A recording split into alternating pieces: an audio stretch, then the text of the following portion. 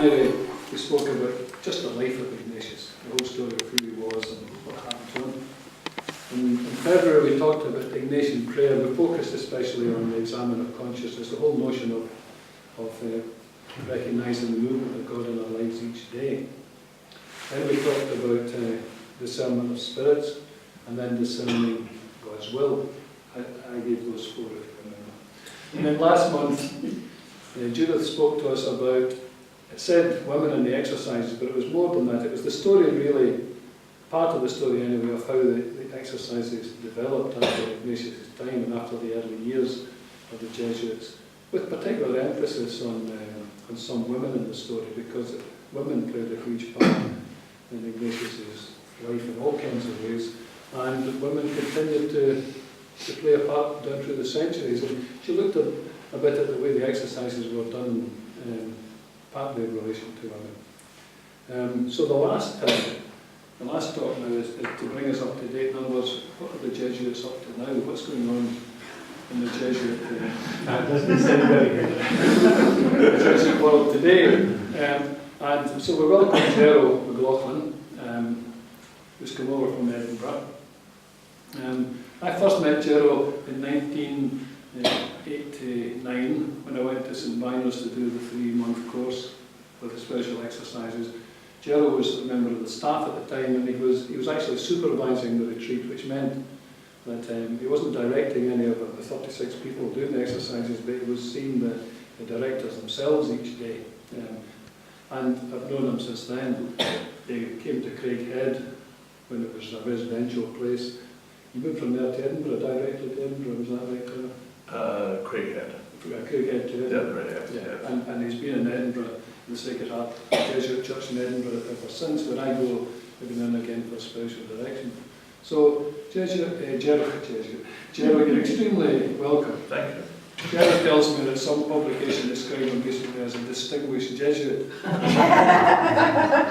You can judge a mistake. You can judge for yourself whether you think that's true or not. But Gero is going to speak to us now about the Jesuits today. Okay?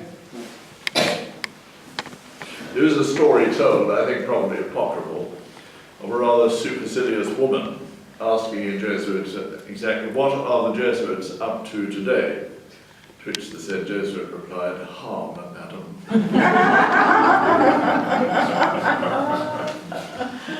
Well, just to begin by telling you a little bit about myself, I'm afraid my speaking voice is not what you might have anticipated when I tell you that I'm in fact by birth a South African.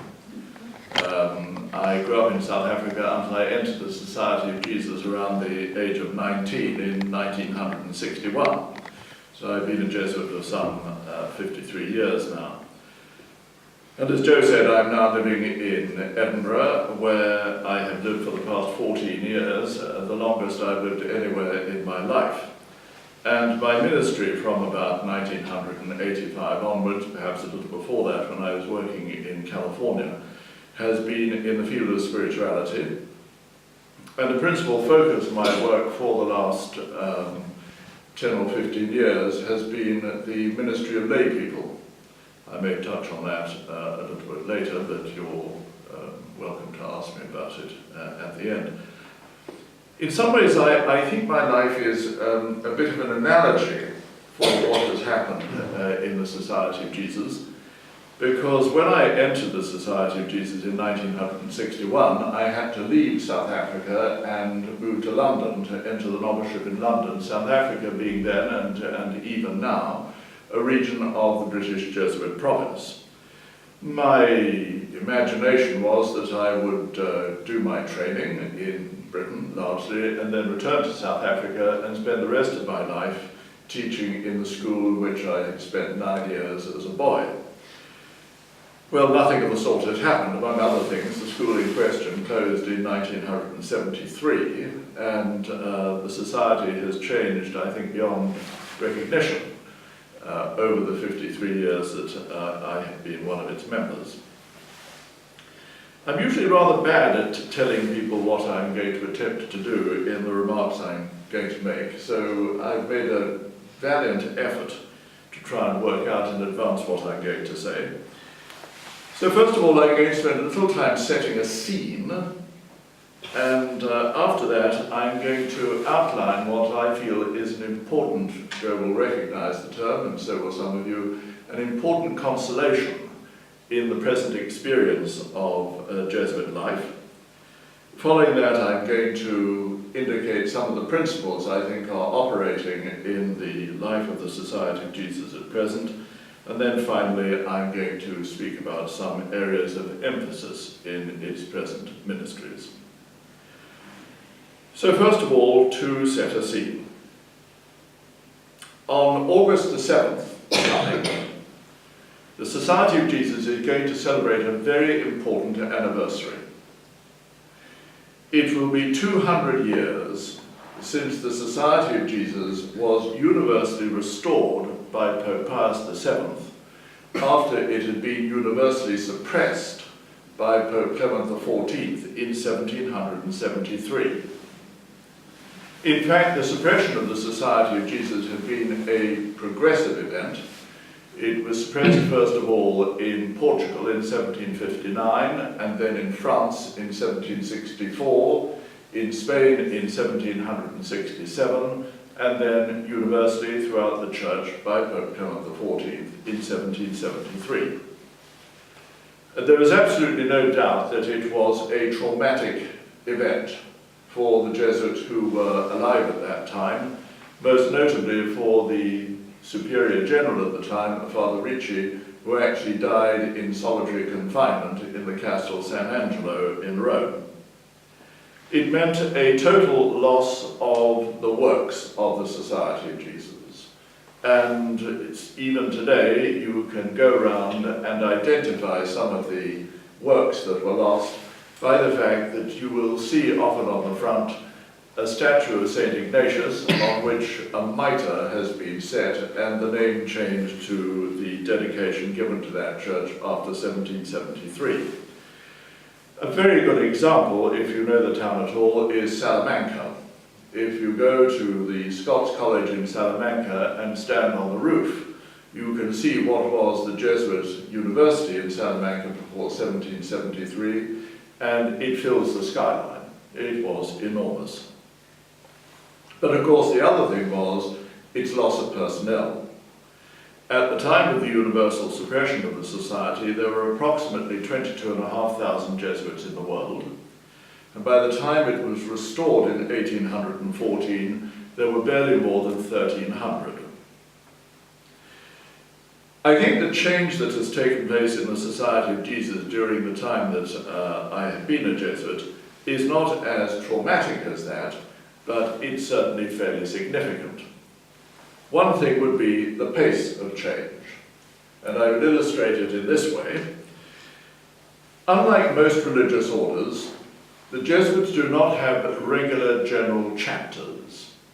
We have what are called general congregations, and these are called definitely when a superior general dies or wishes to surrender his ministry to the general congregation, which is the supreme lawmaking body in the society. And there are regular meetings at which elected delegates spend time reflecting on whether for the good of the society a general congregation should be called. The Society of Jesus was founded in 1540, so we're coming up to the 5th centenary of its existence, and during that time only 35 general congregations have been called. But 25% of those congregations have been called in the last 70 years.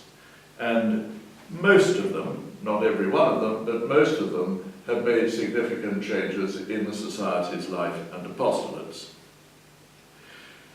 But the other great change, which those of us who are Jesuits are very aware of, is the drop in numbers. When I entered the Society of Jesus in 1961, we numbered approximately 36,000 throughout the world. Now, slightly more than 50 years later, we are somewhere between 17,000 and 18,000. So we have suffered a drop of some 50%. That's fairly common in most religious orders and congregations at the moment. In the last 50 years, most of them have suffered a drop of about 50%. Now, it's easy to become alarmed by this, but I would have to point out that this is not the first time in history that there have been tremendous drops of this kind in the membership of religious congregations. A very obvious example would be the time of the Reformation in the 16th century. Numbers of people in religious congregations dropped dramatically. But the other period at which this phenomenon occurred was at the time of the French Revolution and after it, so from 1789, when the number of male religious in Western Europe dropped from 55,000 to 5,000 in a period of some 25-30 years. And I would wonder if perhaps numbers and the fall in numbers are somewhat less important than the lessons we might learn from changes of the kind that I've just outlined. For example, the Society of Jesus was suppressed in 1773, and it remained suppressed for 41 years. Its numbers dropped from 22,500 to about 1,300. The question would be, what lessons did we learn from that experience? That, it seems to me, is much more important than mere numbers. I've no doubt that at the time the lessons were not clear. But with hindsight, I think it's very clear that one of the lessons the Society of Jesus should take from that experience is about the danger of pride. If I could illustrate it just by what happened in Spain, what had happened in Spain was the Society of Jesus had got a lock on education. Not only a lock on secondary education, but a lock on university education, and particularly a lock on all the professorships in theology in all the Spanish universities. And what this created among other religious orders, and the Society of Jesus was by no means the biggest religious order at the time, what it created among the other religious orders was resentment. And to that extent, it divided the church. And I think, therefore, one lesson we could learn from that experience is the danger of pride. It's very illustrative, I think, the present Superior General of the Society of Jesus, when he wrote to us all about these forthcoming anniversaries, said, I hope you will celebrate the anniversaries, but there must be no triumphalism. But I think there is another lesson to be learned from that experience of the suppression in the late 18th century. And that, I think, is a lesson about the workings of providence. That although we might forget God, both as Jesuits and generally, God never forgets us. What do I mean by that? Quite soon after the suppression of 1773, the popes began to give partial permissions to the ex-Jesuits about the way they could behave, and from the beginning of the 19th century, even permission to accept new members. The brief of suppression that was issued in 1773 depended for its effectiveness on its publication by the civil authorities. And there were some countries in which the civil authorities declined to publish a papal brief. You can imagine that in Great Britain, the Protestant monarchs were not going to publish a papal brief, but most crucially, the papal brief was not published by Frederick the Great of Prussia, and even more importantly, by Catherine the Great of Russia. The reason why Catherine the Great would not publish the brief was because she knew that education, particularly in what is now Belarus, depended upon the work of the Jesuits. The Society of Jesus effectively survived in Russia. And after the year 1800, the Jesuits in Russia were permitted to accept new recruits. When the Society of Jesus was restored in 1814, and Pope Pius VII gave universal permission for the acceptance of recruits and permission for the society to work as an integral and universal body, the leadership in Russia had changed, and the Tsar would not permit the Vicar General to leave Russia. And then after his death, in the year 1820, the Tsar expelled the Society of Jesus from Russia. It seems to me there was a providential period in which the Society of Jesus survived in Russia under a Russian Orthodox ruler, and once it was restored universally in the world, the Jesuits were expelled from Russia, but by that time the society had re-established itself in Rome and elsewhere. I would like to think that at this juncture in the Society's history, when, as I pointed out, our numbers have dropped significantly and relatively few people are joining, although I believe there may be 4 people entering the British Jesuit novitiate this year, I would like to think there is another providential sign being given to the Society of Jesus, and it is the providential sign of the papacy. You will know that Pope Francis is a Jesuit, and he is the first religious pope, perhaps I should rephrase it, he's the first pope who is a religious since the death of Pope Gregory XVI in 1846. You may think that because a man is a bishop, or because he is pope, he ceases to be a member of his religious order. He does not. When he becomes a bishop, he is released from the vow of poverty, its requirements are suspended, his obedience is transferred from the Superior General to the Pope. The only commitment that remains is the commitment to chastity. But the Pope still ranks as a member of the Society of Jesus. And I discovered, to my amusement, that every province in the Society of Jesus has a thing called a catalogue. It's a publication, and it lists every member of the province, and it has what they do. And there is a catalogue for the interprovincial houses in Rome, the Gregorian University and so forth, and this year, for the first time, when you open that catalogue, it has at the top, Jorge Mario Bergoglio, Pont Max. So the Pope is actually listed in the Jesuit catalogue in the interprovincial houses. But I think it is a providential sign in this sense. It reveals to us, I think, that the Ignatian inspiration can still be of service, even in offices of the Church, and even in services that are not identified with Jesuits. So that even if the number of Jesuits and the number of works that the Society of Jesus is responsible for has declined quite significantly, nonetheless that inspiration which sustains the Society of Jesus is still alive in different ways, serving the Church and even serving the Church in institutional offices.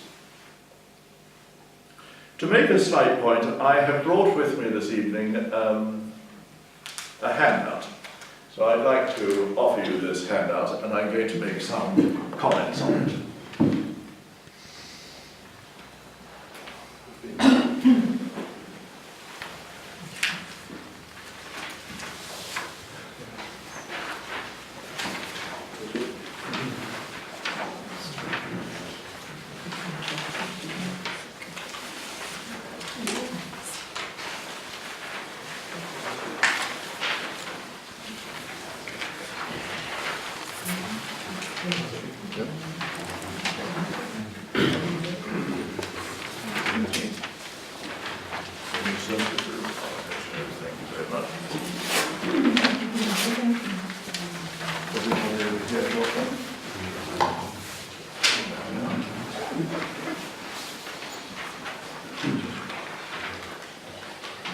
I had recently to do some work for another religious congregation in the Society of Jesus, and I was asked to say something about the Pope.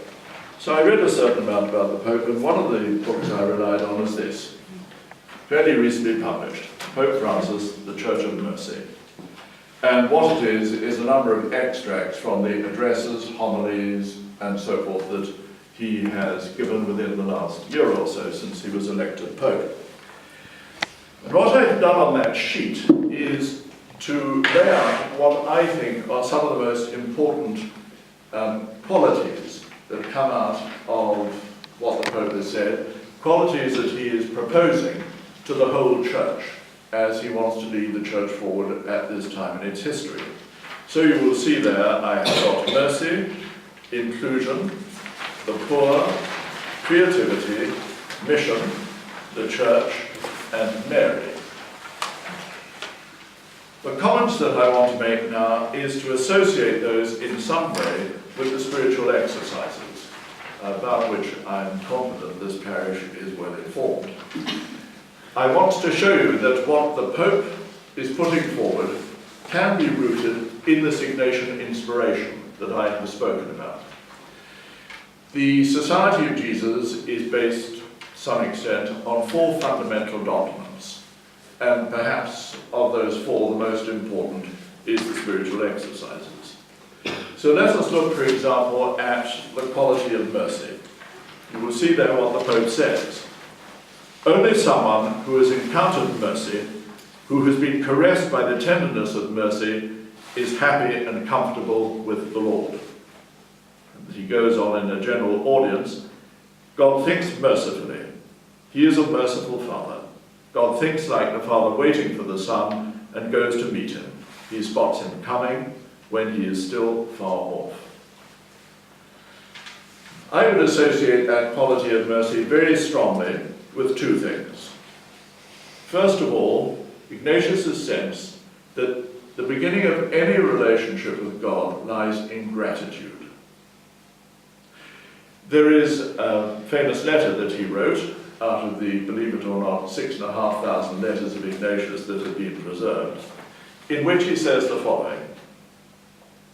It seems to me, though others may think differently, that the greatest of all sins is ingratitude, because it is a forgetting of all the graces, blessings, and gifts that we have received from God. The way in which I would express it to you is we often like to talk about our relationship with God. But I would have to say, in my view, it is never, never, never about my relationship with God. It is always about God's relationship with me. It seems to me that when we talk about my relationship with God and have I got my relationship with God right and so forth, we are looking through the wrong end of the telescope.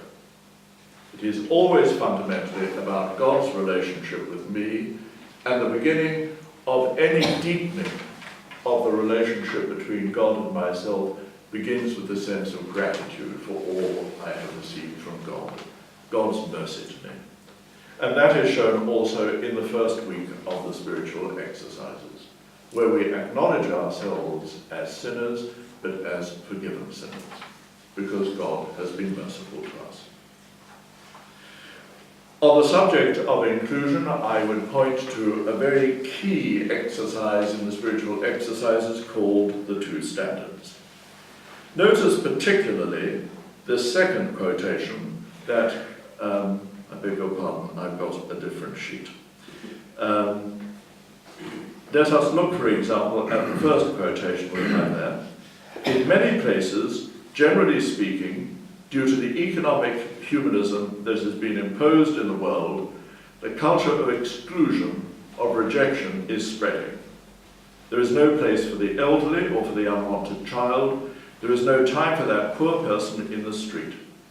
Have the courage to go against the tide of this culture of efficiency, this culture of waste.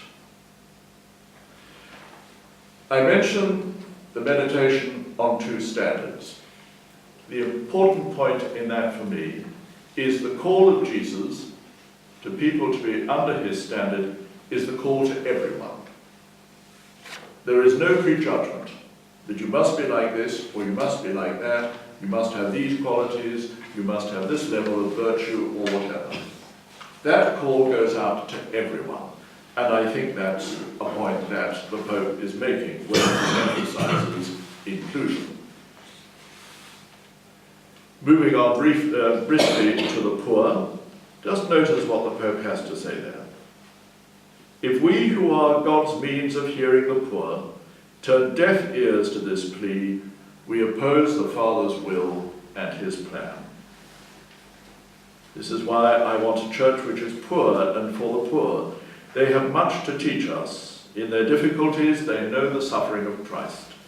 We need to let ourselves be evangelized by them. I'm thinking now of some advice that St. Francis of Assisi gave to his brothers. Preach the gospel, and if necessary, use words. The Pope himself has related in an interview he gave something I find rather touching. I'm sure there are many things that the Pope regrets about being elected Pope, but one of the things he does regret apparently is he can't get out of the Vatican, or at least not easily. And particularly, he can't get out of the Vatican to do what, as a priest, he really enjoyed doing, namely hearing confessions. Hearing confessions and helping people, particularly the confessions of young people, because he said it gave him a good sense of what people were struggling with in the world. And he said that often in hearing confessions, he would ask people, do you give alms to the poor? And people would say, very often, yes, of course, I give gifts to the poor, I give money to the poor. The Pope would say, when you give money to a poor person, do you look into their eyes? That they found rather challenging. Then he would ask, and if you look into their eyes, when you give them the money, do you just drop it into a hat or a plate, or do you press it into their hands and feel their hands? Because he said, Christ came as one poor, and when we feel the hand of the poor, we feel the flesh of Christ. And that seems to be very, very striking.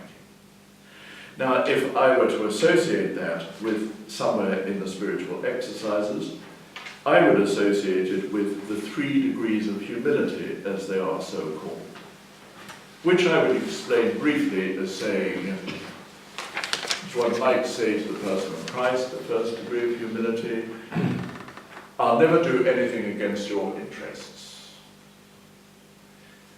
The second one might be, not only will I never do anything against your interests, I'll always promote your interests.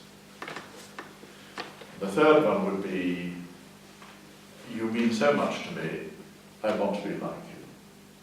I want to be poor like you, I want to be despised like you, I want to be overlooked by you, so long as this can be without sin on the part of another person. It's that positive desire to be poor like the poor Christ, which does not necessarily mean impoverishment or destitution, but it means to be identified with Christ, who came as one poor, one without stature, one without power, to be like Christ.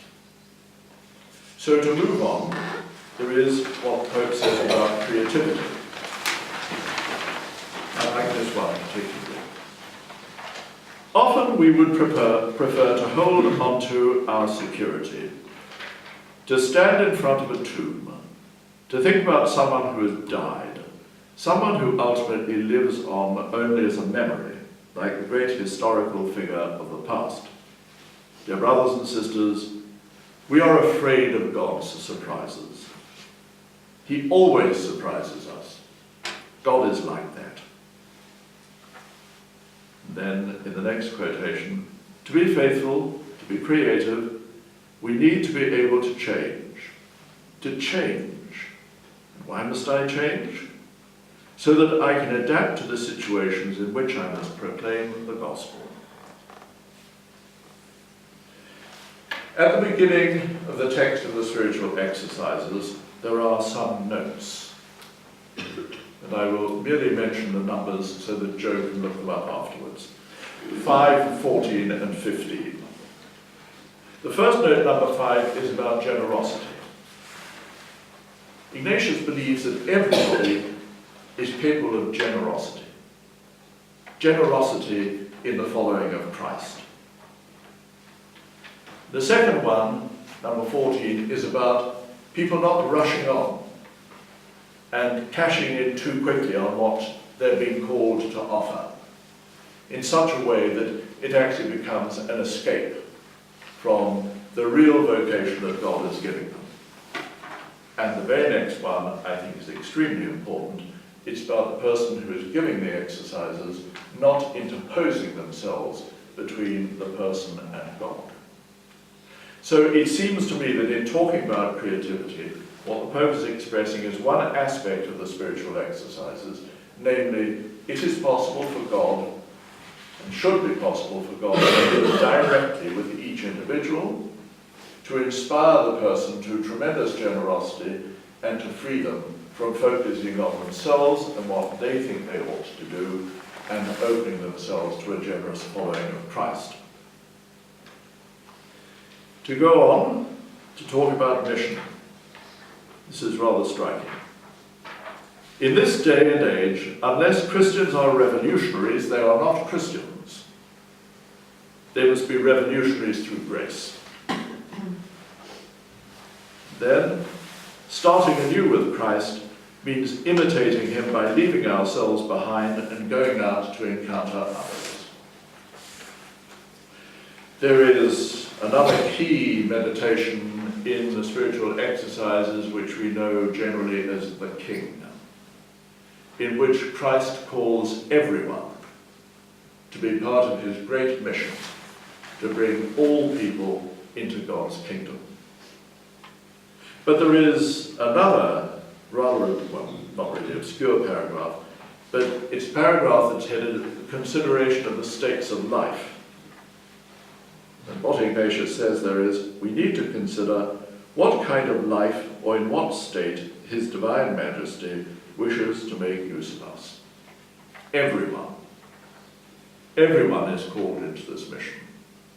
Every one of us, not just those who hold some kind of office, we are all in one way or another called into this mission.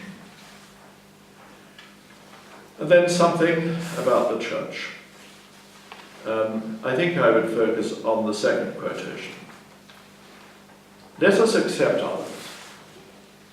Let us accept there is a fitting variety, that this person is different, that this person thinks about things in this way or that within one and the same faith we can think about things differently.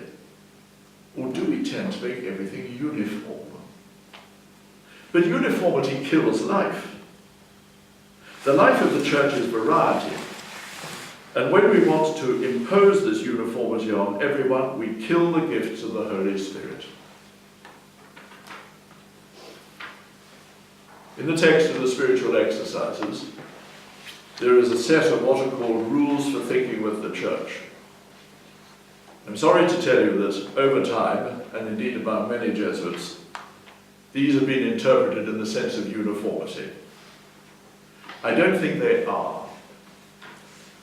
They are guidelines, it seems to me, about being in membership of the church for the good of the community. And various ways in which this is proposed, relevant to the 16th century, and perhaps we have to retranslate them.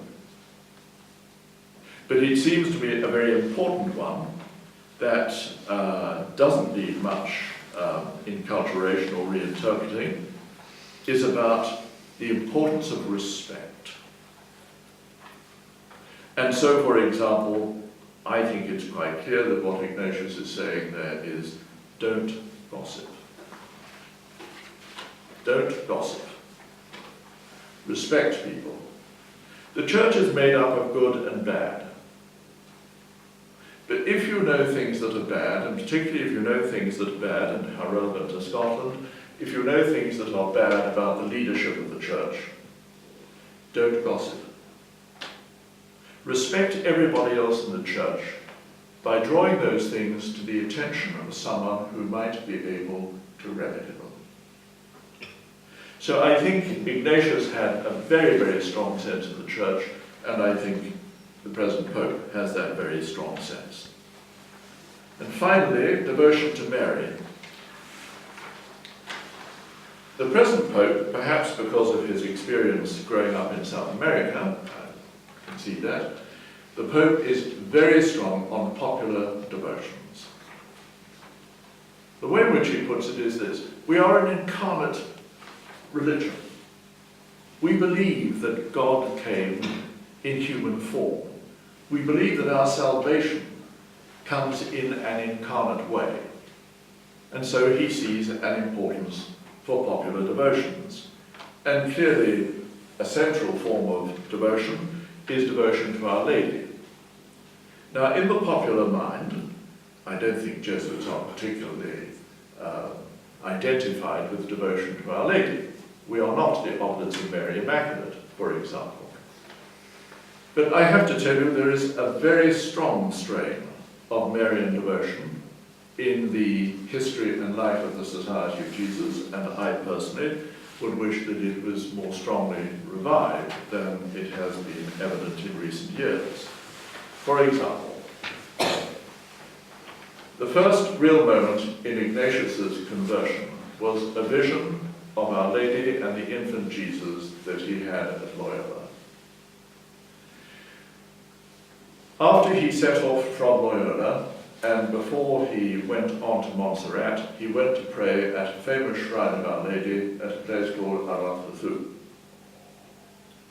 He made his way to the monastery of Montserrat, and he prayed before the Black Madonna, and there he left his sword and various other bits and pieces.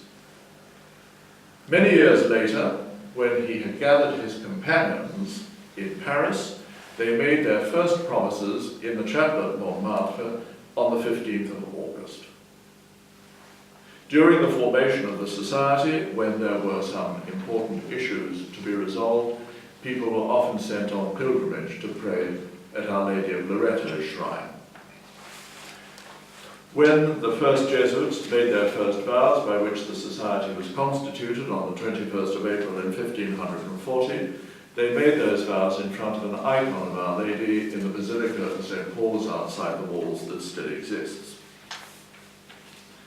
In the text of the Society of Jesus, text of the spiritual exercises, the person making the exercises, when it comes to the contemplation of the Nativity, is invited to imagine themselves to be a servant to Mary and to Joseph.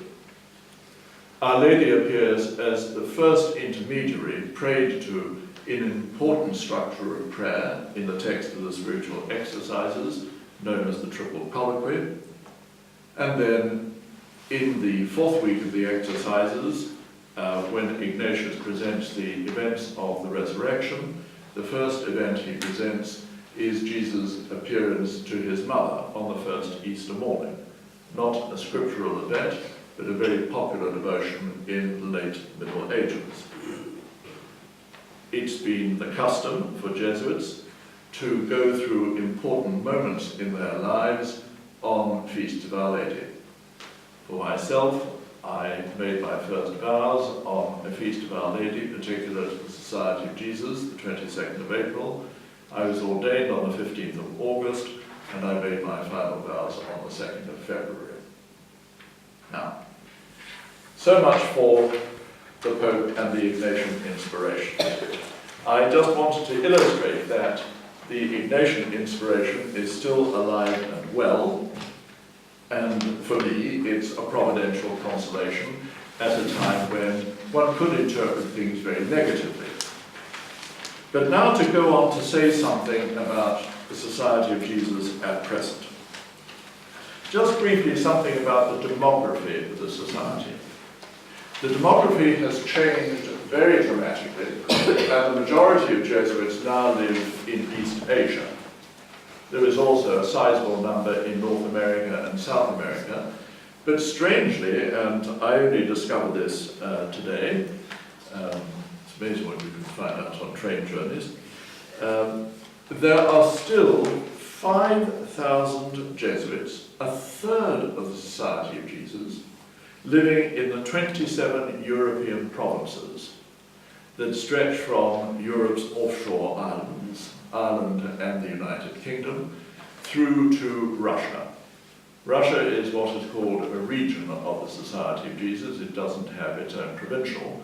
It comes directly under the Superior General in Rome, and Ukraine is part of that region. What principles would I say guide the Society of Jesus at present? Well, I think the first and most important is a principle that has guided it throughout its history and throughout its apostolic work. And that is the purpose of leading people to an experience of God. The phrase that you might often hear is helping people to find God in all things. Leading people to an experience of God, whatever state of life they're in, whatever kind of occupation they're in, whatever geographical area they are in, leading people to an experience of God. And the term we tend to use, it was really evolved by the last Superior General, is creative fidelity. We are trying to live a life of creative fidelity. That is to say, fidelity to the gospel, fidelity to the teaching of the church, fidelity to the way of proceeding in the spiritual exercises. That's to say, the values and the process of reflection that are embodied in the spiritual exercises, to be faithful to those traditions, but to reflect about them in the context of current needs. In this book, which I would thoroughly recommend, I don't benefit from its sale, but I would thoroughly recommend this. The Pope quotes quite a well-known maxim that I think sums up that principle of finding God in all things and everybody coming to an experience of God. Do it to you in Latin, then I'll try and translate it. Are there any Latin teachers here? No, thank God. Non coercere a maximo, sed contenere minimo, hoc divinum est. Not to be driven by the biggest and the best, if you like, but even to be contained in what is smallest. This is what is divine. And I think it brings me back to one of those notes at the beginning of the spiritual exercises, that again, anybody, no matter in what state of life, position, age, or anything of that sort, can be part of that. You will know that one of the things that has made a big impression on people is the way in which the Pope has conducted himself in the Vatican. By living in a simple apartment, by travelling economy and on scheduled airlines when he wants to get to places like Lampedusa in southern Italy, going to Assisi and not having the meal prepared for him with the religious orders and the bishops, but going to eat with the poor downstairs, travelling around, I think, in a Ford Focus, I'm not quite sure. That's all. Obviously, the question people ask is this all for show? And the answer is no. I think there is a very clear intention at work here. And I think the intention is the Pope is trying to undermine the cult of celebrity. What the Pope is trying to affirm, I think in complete continuity with Ignatian spirituality, is that everybody's life matters. Everybody can be the locus, the place through which God's grace and God's goodness can be at work. I think that's a very important thing. So that's the first principle. Leading people to an experience of God by being engaged in creative fidelity. The principles related to current needs. But I think there is another principle at work which I would describe as linking. So one will notice in a number of works in which the Society of Jesus is currently engaged, there is a link between experience and innovation. There is a link between the halls of power with the back streets and the obscure. So to give you one example, now this is not a Jesuit, but somebody who is influenced by the Society of Jesus, the outgoing chair of the European Council of Ministers, Herman van Rompuy, is a product of Jesuit education. He makes a retreat every year, a directed retreat of 8 days, and he is an ordinary parishioner in a parish just outside Brussels and takes part in parochial affairs. There's an example, I think, of the halls of power being connected with the relatively obscure. The known with the unknown. So Jesuits are very prominent in research.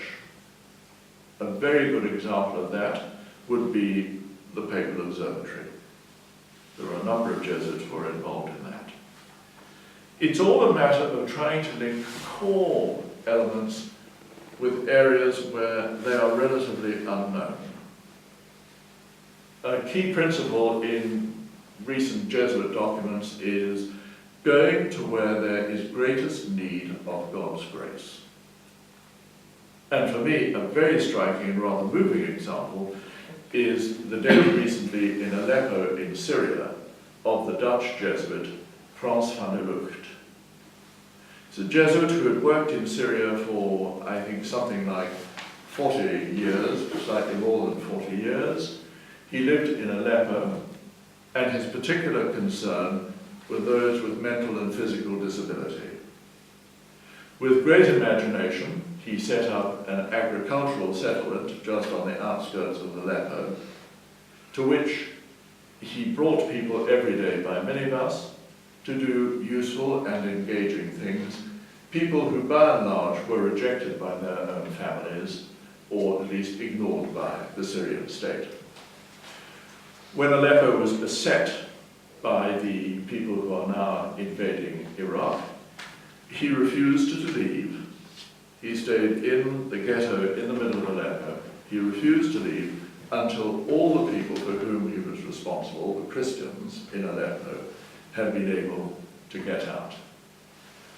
About a month ago, one morning, the man arrived at his home, ordered him out into the garden, and put a bullet in his head. And that was the death of Franz van der Lucht. So there are two principles. The principle of bringing everybody to an experience of God through creative fidelity, and secondly, that sense of, I suppose today we would use a holistic approach. The centre and the peripheries. Another thing that has been very important in recent years in the works of the Society of Jesus has been collaboration, by which I mean collaboration with all sorts of people in common works, rather than feeling these are Jesuit works, we do these, and the rest of you get on with your own lives. That's been a huge change. When I was a boy at school in South Africa, it was a boarding school. There were only 210 pupils in the school. There were 17 Jesuits on the staff and one layperson, halcyon days.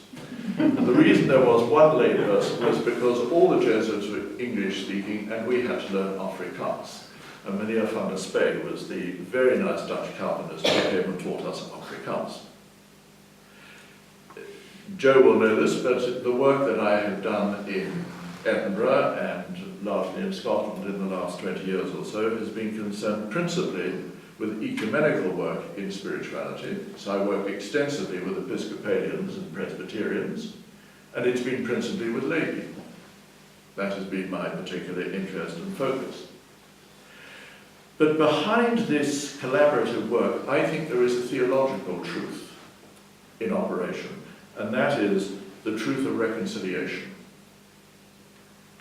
The truth of the reconciliation of divergent and competitive interests, of individualism, of self-centeredness, trying to carry forward apostolates in such a way that what is manifest is that sense of union and that sense of the oneness and regard for others that we believe is the nature of the kingdom of God. So we have, therefore, linking. We have that principle of leading people to an experience of God, collaboration. And the other thing which some Jesuits have found quite difficult, and it goes back to that innate wish to stand in front of a tomb, that sense of going to the frontiers. When Pope Benedict XVI addressed the last General Congregation of the Society of Jesus in the year 2008, what he said was, we expect the Society of Jesus to be at the frontiers. Now, you can understand that in geographical terms, partly. For example, it is a little known fact that there are actually some Jesuits working in northern Afghanistan. It seems to me that's pretty much on the frontiers.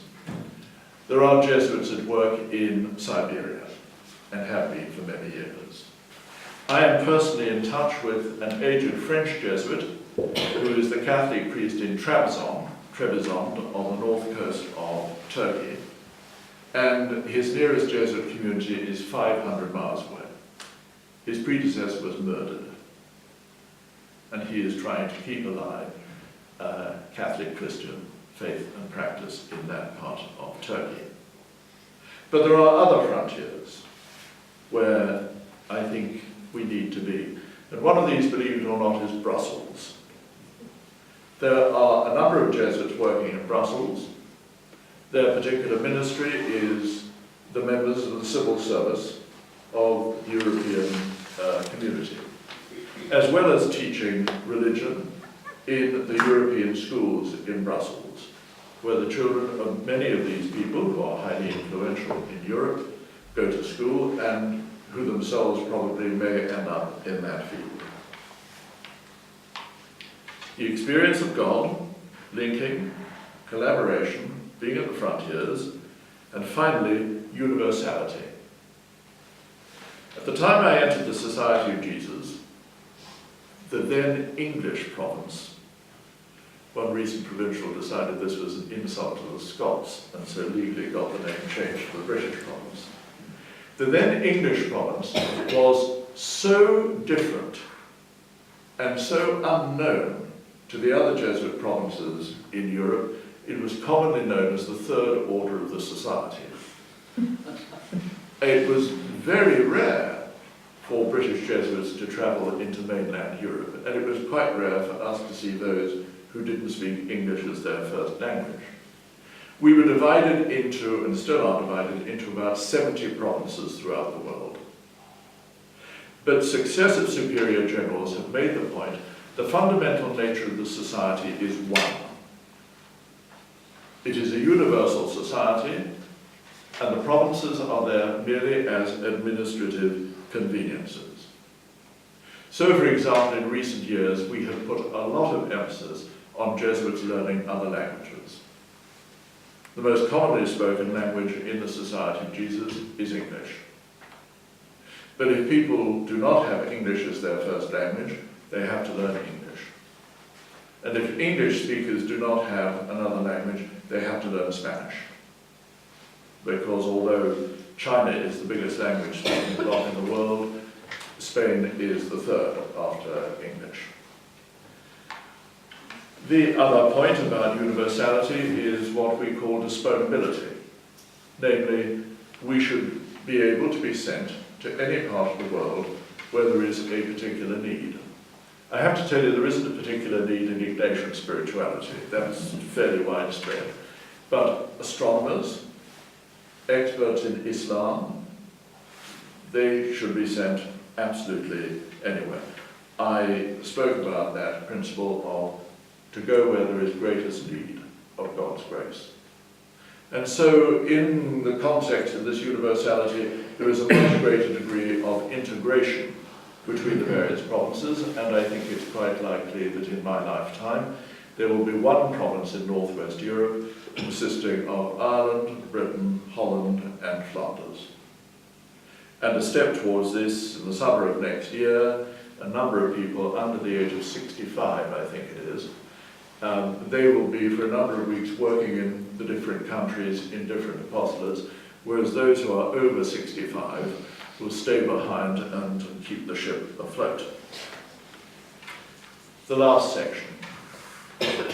The various emphases, apart from these principles, where are the emphases of the Society of Jesus at the moment? Its apostolates. What do we put stress on? An important one of these is Africa. Africa is of primary concern for the Society of Jesus, because we believe that the people in Africa, by and large, are misunderstood, their image is poor, they are significantly deprived in relation to the rest of the world. Now, some of this can be done financially. To give you one example, within the last year or so, the Society of Jesus in Britain sold a book for which we got £9 million. You might ask, what on earth book could be worth £9 million? By the way, we sold it at a discount. The fact is, it was the oldest manuscript, the oldest book, in Europe in its original binding. It was a text of St. John's Gospel written in the northeast of England in the 8th century and bound in leather from Aleppo, of all places. We had had this book since the middle of the 18th century, carefully preserved, and for many years, 25 years or so, it had been in the British Library. And I think we felt in the end it's doing absolutely no good at all, whereas if we realised that, we could do something with it. Now, you may not know, but above a certain level, all this has to go as high as the Holy See, because you're alienating the goods of the church. In the end, the vast majority of that, something about around about 8 million, went on education. It went on scholarships in the United Kingdom. We have a couple of comprehensive schools to enable people even to get state education.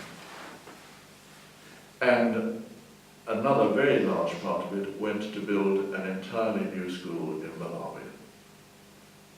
So Africa is a priority. It's not just money.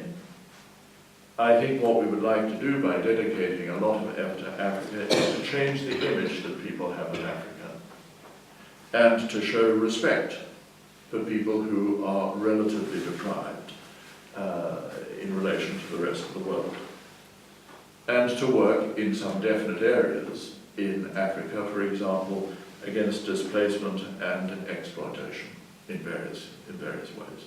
So that's one. Another very important thing, which obviously has connections with that, is the Jesuit Refugee Service.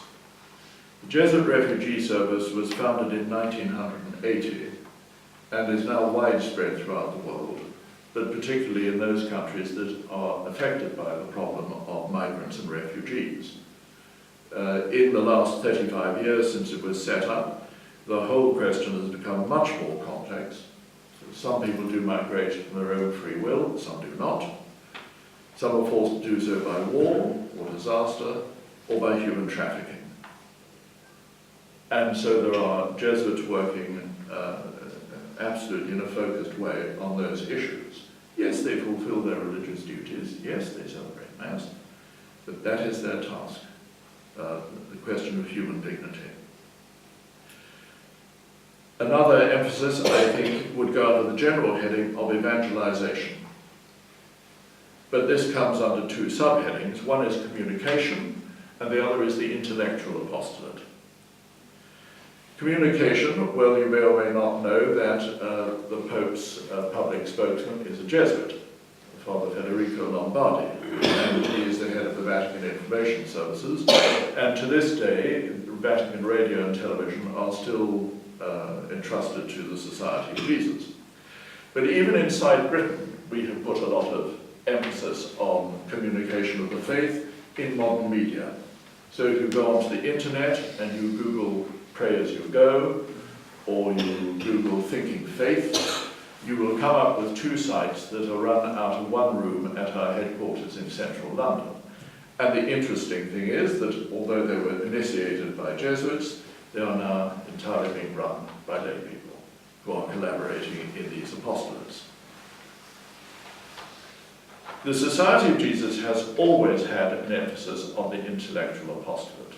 I could have bamboozled you with figures, I could have told you how many universities we ran and so on and so forth. But it is interesting that at the last General Congregation of 2008, a renewed emphasis was put on the intellectual apostolate.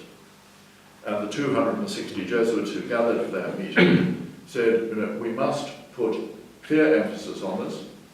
We must select and encourage people to go on and do this work, although there are considerable dangers.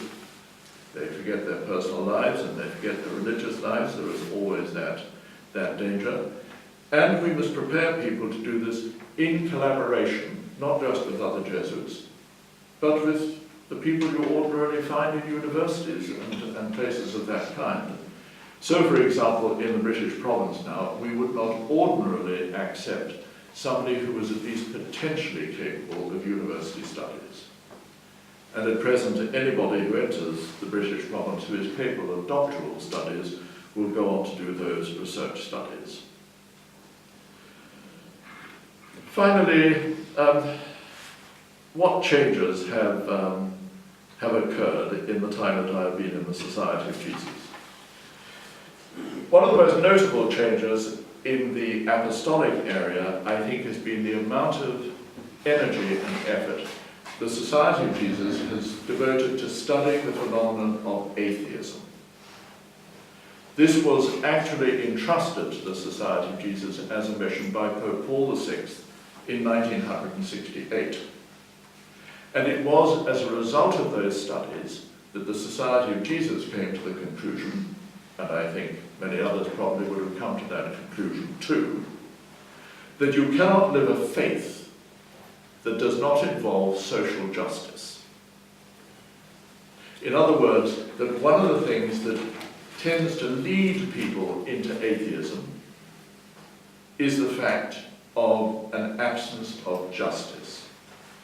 So that unless you manifest faith involves the service of others and a concern for the social welfare of others, you are probably not going to encourage people to be believing Christians. And a sub-division of that has become, recently, ecology. The Society of Jesus and individual Jesuits now put a lot of effort in, there is an internet publication on the subject of Ignatian spirituality and ecology, and I understand the Pope is currently preparing an encyclical on the subject of ecology. Other changes?